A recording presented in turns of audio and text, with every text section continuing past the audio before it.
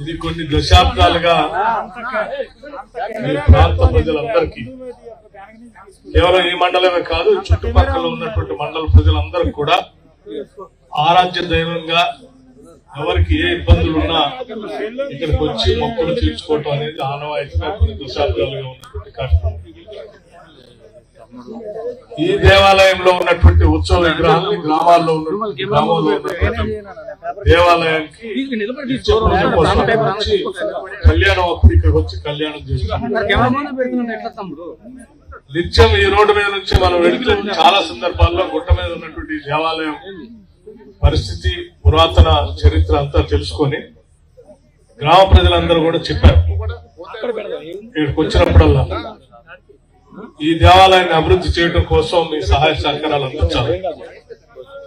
అట్లాగే ప్రతి ఎన్నికల సందర్భంగా కూడా నా ఎన్నికల ప్రచార కార్యక్రమానికి కూడా ఇదే గ్రామం ఎడవలి గ్రామం నుంచి యోగానంద లక్ష్మీనరసింహస్వామి దేవస్థానం నుంచి ఇక్కడ నుంచి మొదలుపెట్టేటువంటి ఆనవాయితీ కూడా ఉంది.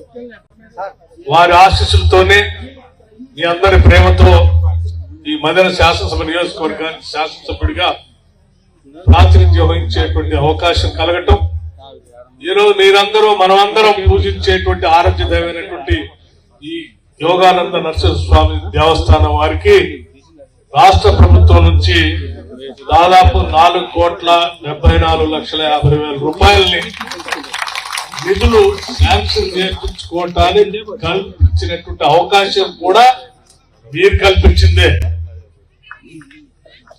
బహుశా ఎవరైనా మట్టి విక్రమార్క చేశాడని అనుకుంటే నేను కేవలం నా పాత్రను మాత్రమే పోషించాను.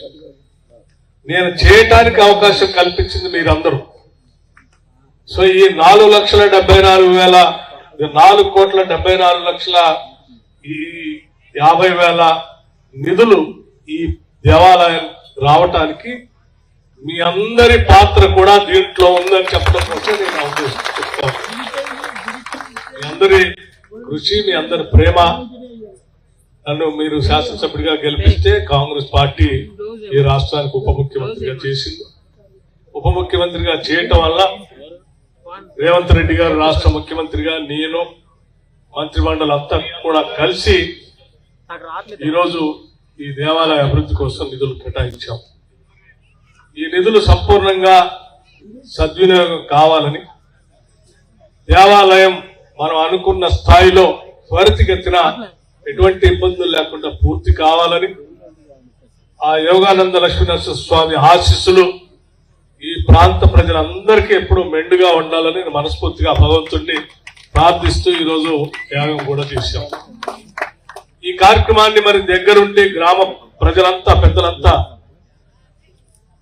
వాళ్ళ బాధ్యతగా తీసుకొని కొన్ని రోజులుగా ఈ కార్యక్రమాన్ని వారి చేతుల మీద ఏర్పాటు చేశారు. మండల నాయకులు, జిల్లా నాయకులు కూడా వారి బాధ్యతగా తీసుకొని ఇక్కడ వర్షం వస్తున్నా కొన్ని వాళ్లే బాధ్యతలో బురదలో వర్షంలో తడుస్తూ కూడా ఏర్పాట్లన్నీ చేశారు. అసలు ఈ రోజు వర్షం వస్తుందని, బురదమయంగా ఉంటుందని, కార్యక్రమం చేసుకోవడానికి అవకాశం ఉండదని రాత్రి చెప్తే, మంచి సంకల్పంతో మనం ఏ పని చేసుకుంటూ ముందుకు పోతున్నా ఆ భగవంతుడు తప్పనిసరిగా మనకి ఆ సమయానికి కావాల్సినటువంటి ఏర్పాట్లన్నీ చేస్తారు. ఏ ఇబ్బంది పడాల్సిన అవసరం లేదు. మనం తప్పనిసరిగా మంచి సంకల్పం, ప్రజల అవసరం కోసం, ప్రజలందరినీ చల్లగా చూసేటువంటి దేవుడి కోసం కార్యక్రమం చేపట్టాం కాబట్టి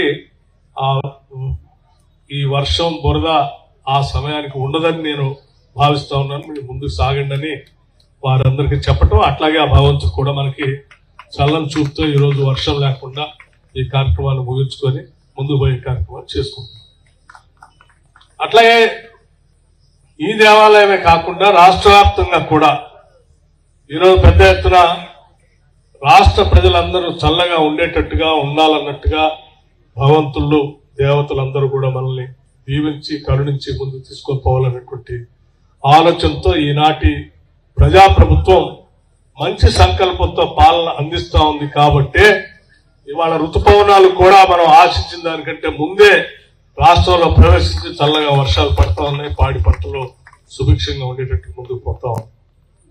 ఈరోజు కేవలం రైతులు, వ్యవసాయమే కాకుండా సమాజంలో ఉన్నటువంటి అన్ని వర్గాల ప్రజానీకం కోసం కూడా రాష్ట్ర ప్రభుత్వం నిధులన్నింటినీ సమగ్రంగా ప్రణాళికాబద్ధంగా కొన్ని పథకాలు తయారు చేసుకుని ముందుకు పోతా ఉన్నాం. అందులో మహిళలకు ఉచిత బస్సు కానీ, 500 రూపాయలకే గ్యాస్ సిలిండర్ కానీ, లేకపోతే రేషన్ కార్డు ఉన్నటువంటి వాళ్ళందరికీ తెల్ల బియ్యం కానీ, 200 యూనిట్ లోపల ఉచిత కరెంట్ కానీ, లేకపోతే రాజీవ్ వికాసం పేరు మీద నిరుద్యోగ యువతి యువకులకు అందించేటువంటి సెల్ఫ్ ఎంప్లాయ్మెంట్ స్కీమ్ కానీ, లేకపోతే రాష్ట్రంలో ఉన్నటువంటి నిరుపేద గిరిజన కుటుంబాలందరికీ ఆనాటి కాంగ్రెస్ ప్రభుత్వం అందించినటువంటి ఫారెస్ట్ రైట్స్ యాక్ట్ కింద వచ్చినటువంటి భూములకు సంబంధించి ఇందిరా సవర గిరిజన వికాసం అనేటువంటి పథకం కానీ, 12,500 కోట్లతో మొదలుపెట్టినటువంటి ఆ పథకం కానీ, దాదాపు రాష్ట్ర వ్యాప్తంగా 4,50,000 ఇళ్లు ఇచ్చేటువంటి కార్యక్రమానికి 22,500 కోట్ల రూపాయలతో ఈ రోజు ఇందిరమ్మ ఇళ్లకన్నిటి కూడా రాష్ట్ర వ్యాప్తంగా మనం శాంక్షన్ చేసుకుంటూ ముందుకు పోతా ఉన్నాం. ఈరోజు ఇళ్లే కాకుండా రాష్ట్రంలో ఉన్నటువంటి మహిళలందరికీ కూడా వడ్డీ లేని రుణాలని ఒక సంవత్సరానికి 20,000 కోట్ల రూపాయలు ఇస్తూ 5 సంవత్సరాల్లో 1,00,000 కోట్లు మహిళలందరికీ కూడా వడ్డీ లేని రుణాలు అందించేటువంటి కార్యక్రమాన్ని కూడా తీసుకొని ముందుకు పోతా ఉన్నాం. ఈ పథకాలన్నీ కూడా ప్రజా సంక్షేమం కోసం పనిచేసేటువంటి కార్యక్రమాలు. సంపదను సృష్టిస్తా ఉన్నాం. ఆ సంపదను ప్రజలకు పంచే కార్యక్రమంలో భాగంగా అనేక పథకాలు పెట్టి ప్రతి ఒక్కరికి అందే కార్యక్రమాలు చేపడుతున్నాం. రుణమాఫీ కానీ, రైతు భరోసా కానీ, 2 లక్షల రూపాయలు లోపల ఉన్నటువంటి వాళ్ళందరికీ 22,000 కోట్ల రూపాయలు రుణమాఫీ వారి అకౌంట్ లో వేసాం. రైతు భరోసా 10,000 ఉంటే 12,000 పెంచి ఈ సంవత్సరం నుంచి రైతు భరోసాను కూడా పూర్తి స్థాయిలో అమలు చేస్తా ఉన్నాం. అట్లాగే భూమి లేని నిరుపేద ప్రజలందరూ కూడా ఇందిరమ్మ ఆత్మీయ భరోసా పేరు మీద ప్రతి కుటుంబానికి సంవత్సరానికి 12,000 రూపాయల కుటుంబానికి ఇచ్చేటువంటి కార్యక్రమాన్ని చేస్తున్నాం. పేదలను కూడా దృష్టిలో పెట్టుకొని చేసేటువంటి కార్యక్రమం. ఇవన్నీ కూడా చల్లగా మంచి పనులు కాబట్టి, ప్రజలందరికీ ఉపయోగపడేవి కాబట్టి ఈ యోగానంద లక్ష్మీనరసింహ స్వామి వారు కూడా రాష్ట్ర ప్రభుత్వానికి మంచి ఆశీస్సులు అందించాలని చెప్పి ఈ రోజు మీ అందరి సమక్షంలో ఆ భగవంతుడు కోరుకోవడం జరిగింది. ఇంకా ఇక్కడ ఉన్నటువంటి యజ్ఞం కానీ, లేకపోతే ఇక్కడ ఉన్నటువంటి స్నేహితులు కానీ, మీ అందరితో కానీ సాయంత్రం వరకు ఈ రోజు నేను మదర్ శాసనసభ నియోజకవర్గంలో కార్యక్రమాలు ప్రోగ్రామ్స్ ఇచ్చాను.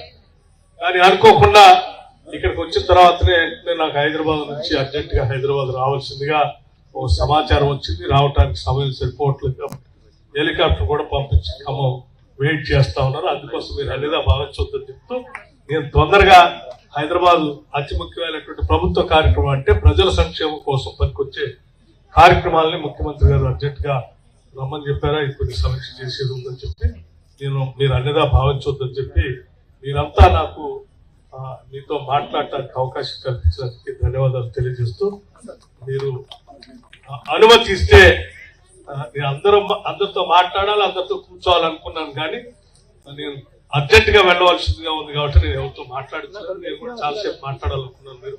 సో మీరందరూ అనుమతిస్తే మీ అనుమతితో నేను పర్మిషన్ తీసుకొని వెంటనే బయలుదేరుతానని చెప్పి మీ అందరికీ చెప్తూ నేను ముగిస్తా ఉన్నాను. నమస్కారం.